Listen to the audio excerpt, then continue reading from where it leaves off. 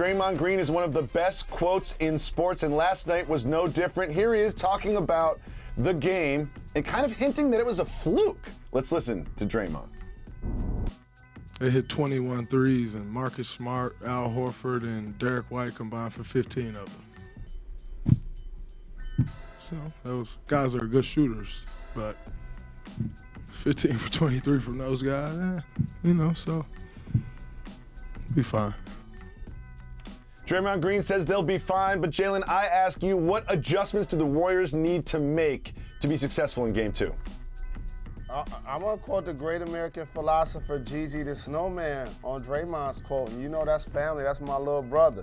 You get jammed up, don't mention my name. Now, it's one thing to talk about the threes that they made, but when you name names and suggest it was basically a fluke, that can provide a little motivation for the opponent that just beat you on your home floor and outscored you 40-16 in the fourth. And let me tell you a couple of different reasons why. When y'all get a chance, I'm gonna have y'all look deeper into these plays. And on 4 or 5 of these plays, number 30 is the primary defender. That ain't an accident. Run that roll again. Please run that roll again. You got Marcus Smart making the three. You got Derek White making the three. You got Al Horford finishing at the bucket. Those are by design. And you see Andre Iguodala in the game. Another adjustment, get Kuminga in there. Taller, athletic. Shout to Otto Porter. Shot the basketball well.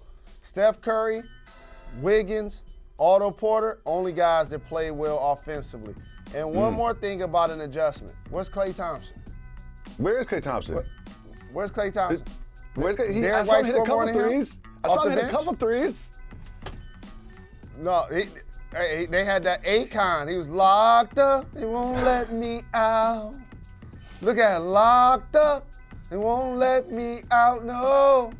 And that's the beauty I love about series, right? Because after the first game, don't the Warriors look like they're going to get swept? It's like, how can they beat the Celtics? Like, there's no way they're going to win the game. You know, the BPI was right. This is 86% for the Boston Celtics, and it's going to be a sweep. And then all of a sudden, I'm telling you guys, Game 2, mark it down. The Warriors by 10+ in Game 2. I agree. You can't get I'm like to a Draymond. 7-game series without winning on the other home team's floor. I'm not that concerned because if you look at the offensive performance of the players that you mentioned, sort of like Looney getting rebounds and Wiggins, of course Steph had a good game, but Poole got nothing from him and he couldn't stay in front of anybody. Klay Thompson and Draymond Green just really shot poorly from the floor. I think Draymond was 2 for 12. It's not so much the strategic adjustments. They need to make some tweaks, especially in the defensive end, but those players just need to hit their shots and play better. And when it comes to adjustments, how do they get that to happen? So Ime Udoka made great adjustments in this game, Jacoby. And having Al Horford switch out usually and have Robert Williams III guard the least efficient three-point shooter that's in the corner provides that rim protection. Jaylen Brown sat down with me and I mentioned to you what he said. Of course you want to take away everything you can from the Warriors, but the number one thing we must take away is their layups. They're number one in the playoffs, regular season, all of that, scoring right at the basket as a basketball team. The Celtics are number one defending the rim.